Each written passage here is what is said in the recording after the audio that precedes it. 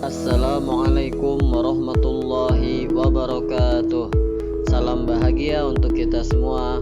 Perkenalkan, saya Andi Fatur Rahman, calon guru penggerak angkatan 10 dari SDN 1 Lahai 2, Kabupaten Barito Utara. Dalam video ini, saya akan memaparkan koneksi antar materi modul 2.1 memenuhi kebutuhan belajar murid melalui pembelajaran berdiferensiasi.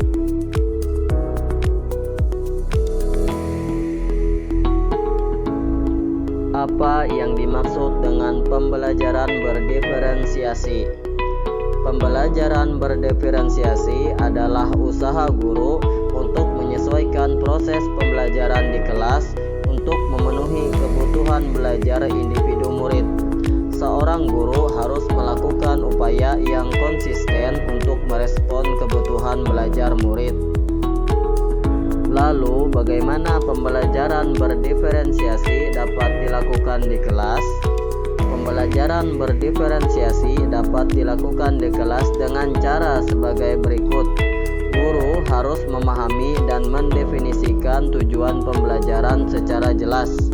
Guru memperhatikan dan merespon kebutuhan belajar murid, menciptakan lingkungan belajar yang mengundang murid untuk belajar dan bekerja keras untuk mencapai tujuan belajar yang tinggi, melakukan manajemen kelas yang efektif, dan melakukan penilaian berkelanjutan. Bagaimana pembelajaran berdiferensiasi dapat memenuhi kebutuhan belajar murid dan membantu mencapai hasil belajar yang optimal? Dalam memenuhi kebutuhan belajar murid, guru harus memahami 3 aspek berikut. Yang pertama, kesiapan belajar murid. Guru harus mengetahui kondisi atau kemampuan awal yang dimiliki murid untuk menunjang kelancaran proses pembelajaran. Yang kedua, minat murid. Minat setiap murid pasti berbeda-beda. Guru perlu memberikan pilihan kepada muridnya untuk belajar sesuai dengan minatnya. Belajar sesuai minat dapat meningkatkan motivasi belajar murid. Dan yang ketiga, profil belajar murid. Guru memberikan kesempatan kepada murid untuk belajar secara alami dan efisien sesuai dengan gaya belajarnya, kecerdasan majemuknya, pengaruh budaya dan lingkungannya. Dalam mengidentifikasi kebutuhan belajar murid dapat dilakukan dengan cara mengamati perilaku murid, mengidentifikasi pengetahuan awal, meninjau dan melakukan refleksi terhadap praktik pengajaran, berbicara dengan guru yang mengajar murid sebelumnya, memahami dan menganalisis rapot murid di kelas sebelumnya, dan dapat juga dengan menggunakan berbagai penilaian formatif dan diagnostik.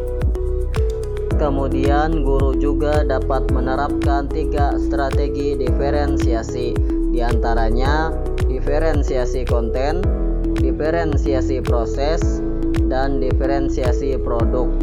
Guru dapat memilih dari salah satunya atau mengkombinasikan dari ketiganya. Diferensiasi konten berfokus pada penyediaan materi atau konten pembelajaran yang berbeda-beda kepada murid dengan kebutuhan belajar yang beragam berdasarkan tingkat pemahaman, kemampuan, minat, dan gaya belajar murid. Diferensiasi proses mengacu pada bagaimana murid memahami atau memaknai apa yang dipelajari.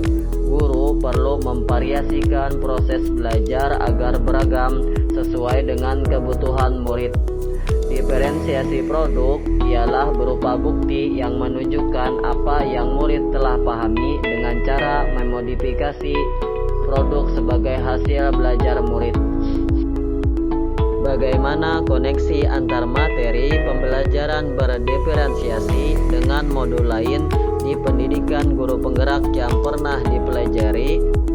Keterkaitan antara modul 1.1 dan modul 2.1. Dalam menerapkan pembelajaran berdiferensiasi, maka guru harus berusaha memenuhi kebutuhan belajar murid sesuai dengan kekuatan kodratnya berdasarkan filosofi Ki Hajar Dewantara.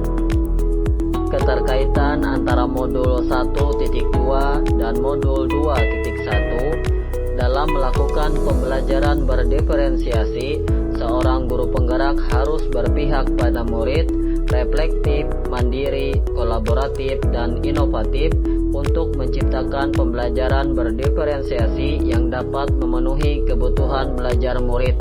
Guru penggerak berperan dalam mewujudkan kepemimpinan murid dengan menuntun murid belajar sesuai dengan minat dan gaya belajarnya. Hal ini sesuai dengan nilai-nilai dan peran guru penggerak. Keterkaitan antara modul 1.3 dan modul 2.1. Pembelajaran berdiferensiasi merupakan salah satu strategi untuk mewujudkan visi guru penggerak yang berpihak pada murid. Murid sebagai subjek pembelajar yang beragam harus terlayani dengan baik melalui visi yang sesuai dengan kebutuhan murid.